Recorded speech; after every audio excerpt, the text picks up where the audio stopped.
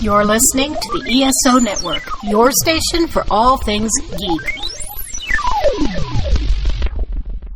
Hey everybody, welcome to episode 338 of the SoulForge podcast.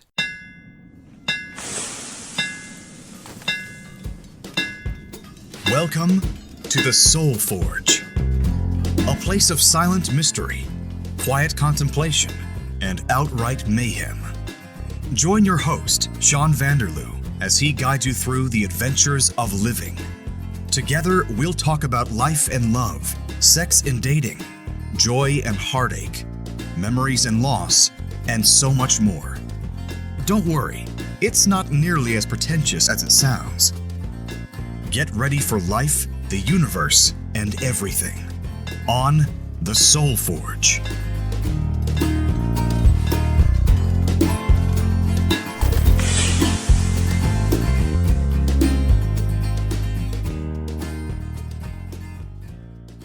Sean back at you with another exciting episode that you may have heard before. What I'm going to be playing this week is a repeat episode. It's episode 18, all the way back from October of 2017. As you know, 2017 is when SoulForge began, and I was right into it. I had so much hope for the podcast, covered so many different topics. This one is a passion for collecting, and it talks about my early collecting days, why people collect, and all that kind of good stuff. Now, obviously, SoulForge is slowly winding down its run because Leah and I have started the Have Coffee Will Travel podcast. We've got 7 episodes out there now. Hopefully, all of you listening to the sound of my voice have jumped over and subscribed, because this SoulForge thing here, I'm not sure where it's going. There doesn't seem to be much gas left in the tank. Obviously, there's not, because I'm playing a repeat episode. I listened to 3 or 4 early ones today to see which one I wanted to play for you. And this one here, Passion for Collecting, it was a lot of fun, actually. And it's nostalgic in all kinds of ways, because I was 41. Now I'm 48. I was living in Timmins. Now I'm in the Sault Ste. Marie. And so many things have changed. Yeah, well, you'll hear it when you listen back to it. You probably haven't listened to it for pretty much 7 years. And if you have, because you've recently discovered this podcast, well, hope you enjoy it again. So what I'll do is play a promo for another podcast here on the ESO network, and then you'll hear the episode. So enjoy that. Go download Have Coffee Will Travel. It'd be greatly appreciated. Love music from rock to soul, from prog to rap, from funk to metal, from the 70s, 80s, 90s, and now? Then check out Modern Musicology Podcast. Join hosts Alan, Stephanie, Anthony, and Rob for a wide variety of topic discussions and interviews with musicians, producers, authors, and more. As always, keep rocking on. Hey everybody, welcome back to the SoulForge podcast. This is episode 19. If this is your first time listening to the SoulForge, you are in for quite a treat. Today, I'm going to be talking about collecting. So as you may have gathered from listening to previous episodes, I have been a collector all my life. One of my earliest memories, I may have been 3 or 4 years old, and I was sitting in my bedroom at the bottom of my dresser. I think it was a 5-drawer dresser, and the 4th drawer contained my collection of things. I can't remember, that's 35 years ago, so I don't know what I would have collected at 3 and 4 years old, but it was full, and I remember going through it and sorting it out, and that is one of my earliest memories. What does that say about me? I don't know. It's built in. It's part of who I am. I've always been a collector. That's just the way it is. And maybe it's because both of my parents were collectors as well. Mom liked to collect things related to Tetley tea and Pepsi. She just liked going yard sailing. She liked going to antique stores and just accumulating all kinds of various different things. I don't think she really had a specific collection of anything in particular except for her Tetley tea collection. The rest was just things that she happened to like. My dad, on the other hand, I don't know if he's a collector or a borderline hoarder. It's hard to really say what his issue is. He likes to go to auction sales, and he has a great big piece of property, and he's a construction worker. He's moved houses and built basements, and he was a crane operator and a mechanic and all kinds of things, so a real man. And his yard was always filled with vehicles and farm equipment, and he really likes his Massey Ferguson tractors. When he goes to the auction sales, he'll pick up all kinds of stuff, and then he'll usually sell some of the stuff and make back more than what he spent on anything. So it's partly business related, but I think he just likes having stuff. And that's probably where I get it from as well. I like to have stuff, and I always have liked to have stuff. And it's become a problem. But before we get into problem issues, what did I used to collect? What have I collected? What do I collect now?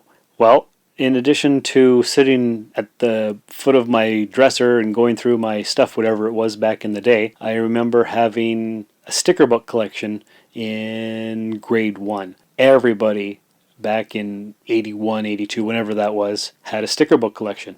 Scratch and sniff stickers, those bubbly stickers, stickers with textures to them, fuzzy stickers.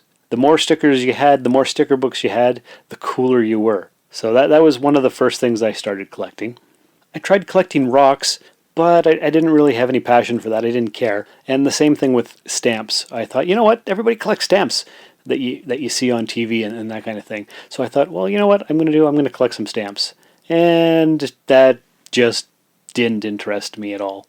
I have some stamps. I've got some Canada Post Superman stamps and Canada Post Star Trek stamps, but I don't really have a collection of stamps per se. When I was about 8 or 9, I started collecting beer bottle caps and popsicle sticks. I would make things out of popsicle sticks. I'd give the popsicle sticks to my grandfather, and he would carve propellers or little guns or little things like that. And I still have some of those even to this day, 30 years later. And I had a huge box of beer bottle caps of all kinds that I found. That was heavy. Don't know whatever happened to it. I think we just threw it out. And when I was grade 6, grade 7, I believe, I started collecting baseball cards because everybody else was collecting baseball cards. So I figured I would collect baseball cards too. And I was really, really into it for 3 or 4 years. I got into hockey cards, I got into football cards, I got into basketball cards, I got into non-sports cards, mostly baseball cards. And I don't like sports. I don't watch sports. I don't follow sports. I don't care about sports. But I really liked collecting baseball cards for some reason, which makes absolutely no sense. I've still got a whole pile of them somewhere. And then around 1992, Playmates Toys came out with Star Trek The Next Generation action figures. Computer subspace transmission to Starfleet Command from Enterprise. Stardate 45481.4. It's a single blast. Source unknown. Lieutenant Worf checks weapon systems. Captain Picard orders full shields from Lieutenant LaForge in engineering. Suddenly there is an alien presence on the ship. It's one of the Borg, a hostile robotic life form. Commander Riker returns phaser fire. Star Trek, The Next Generation action figures from Playmates. Guess what? I started collecting Star Trek The Next Generation action figures. I tried to be a completist. That's somebody who gets every single action figure from every single series that comes out. But it was too expensive. I was a kid. I didn't have a job. The one thing that I had to do, I was a competing collector. My buddy Andrew, he was collecting with me at the same time, and I had to have more than him. That was my thing. I just had to have more. And I think I do. But he's got a very wide array of things in his collection. He's got Star Trek, Star Wars, Thundercats, He-Man, and all vintage stuff too from when he was a kid. Legos, G.I. Joes, you name it. If it's geeky, he's probably got it. I don't have quite that wide variety of things. I stuck mostly to Star Trek action figures, and then when they stopped making those for a while, I branched out into Star Wars, but I don't have too many of those.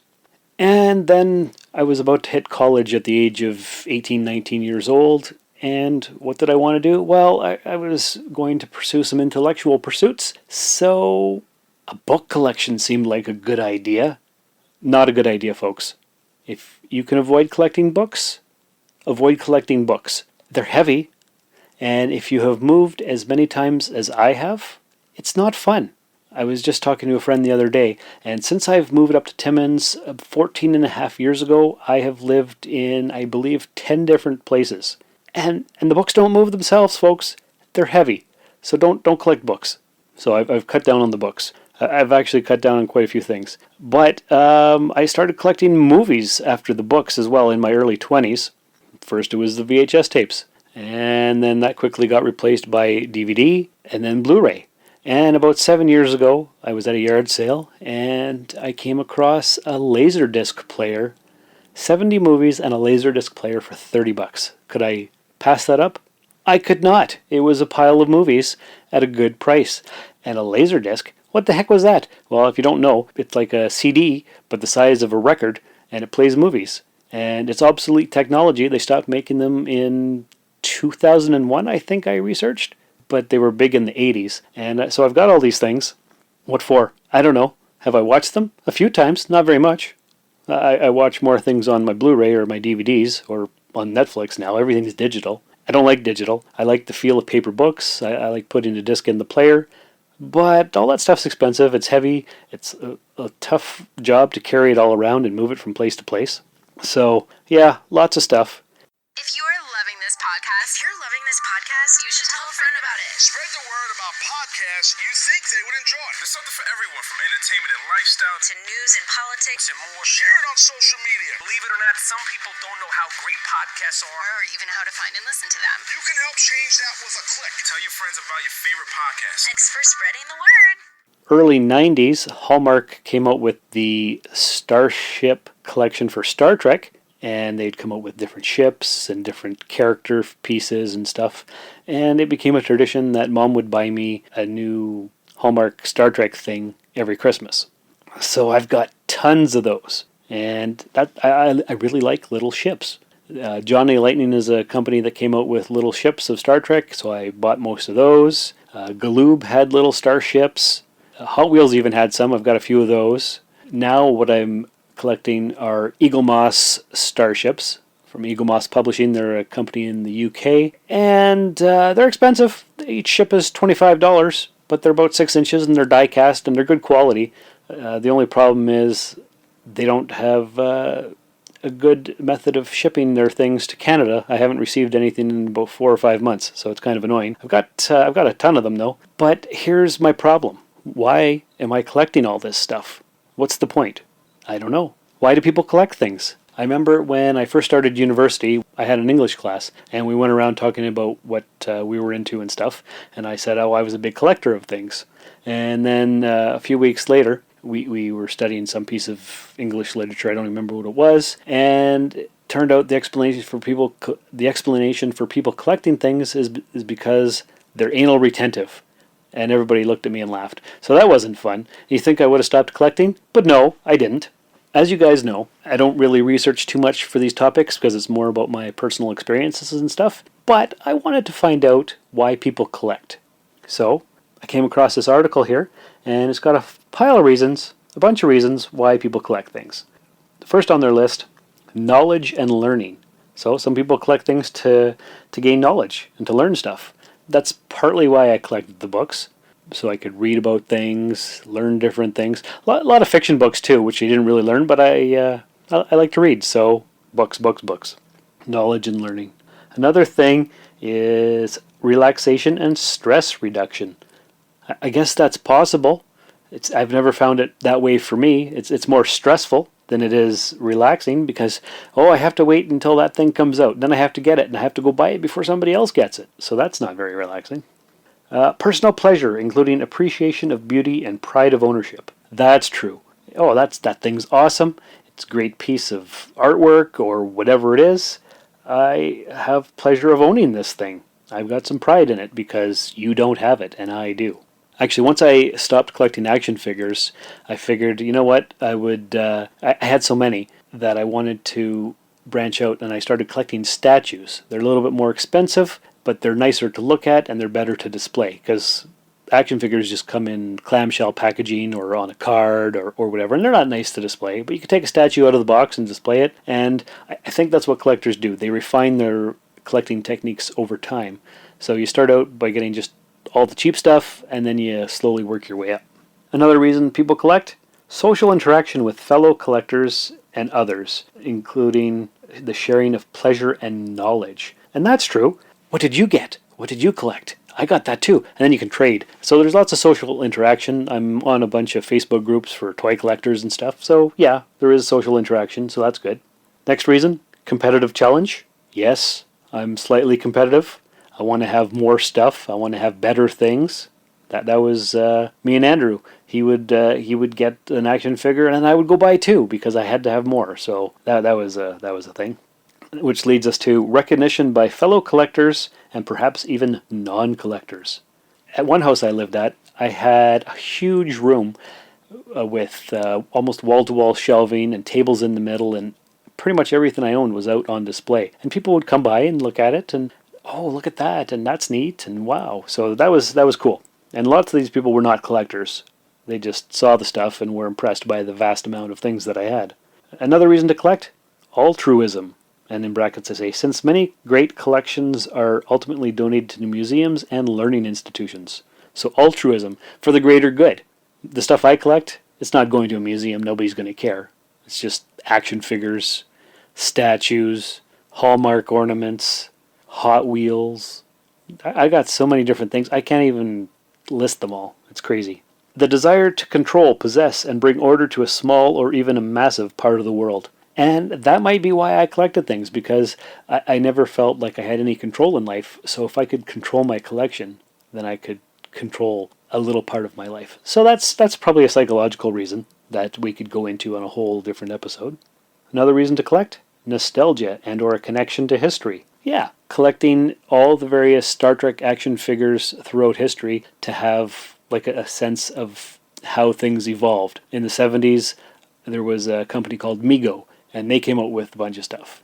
I think they had 6 to 8 inch dolly type action figures in the 70s. In the early 80s, they had 3 3/4 inch, and then the license, I believe, went over to Galoob, and they had like 4-inch action figures, which I've got pretty much all those.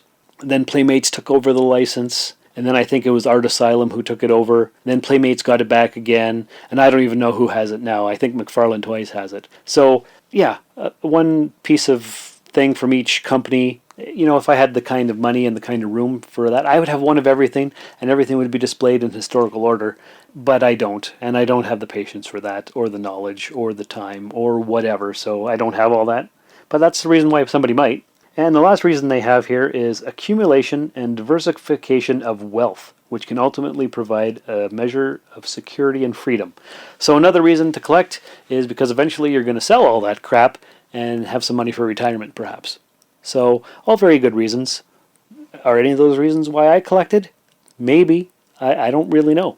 I just had to have stuff. And that is why I've come to this topic today, because I finally reached the point in my life, 41 years old, where I don't feel like I need the stuff to define me anymore. That was the thing. Back in the day, I had to have the stuff because I was a collector and that's how I defined myself. And I don't anymore.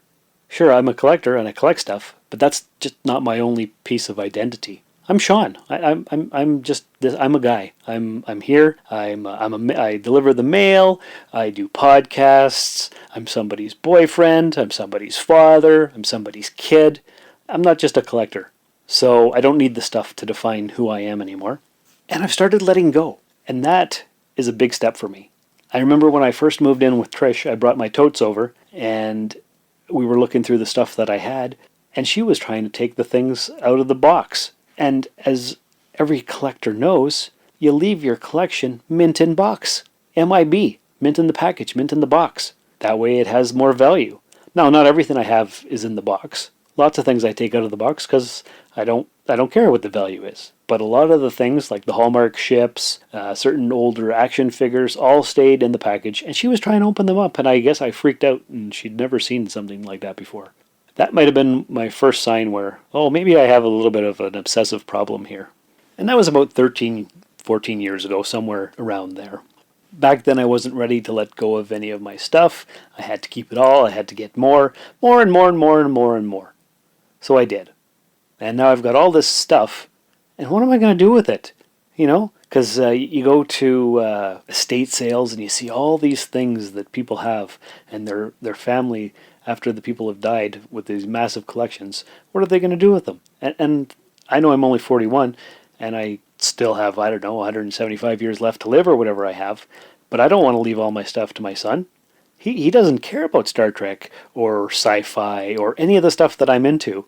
And what's he going to do with it? He's not going to know. So I've come to the point in my life where I don't need the stuff anymore.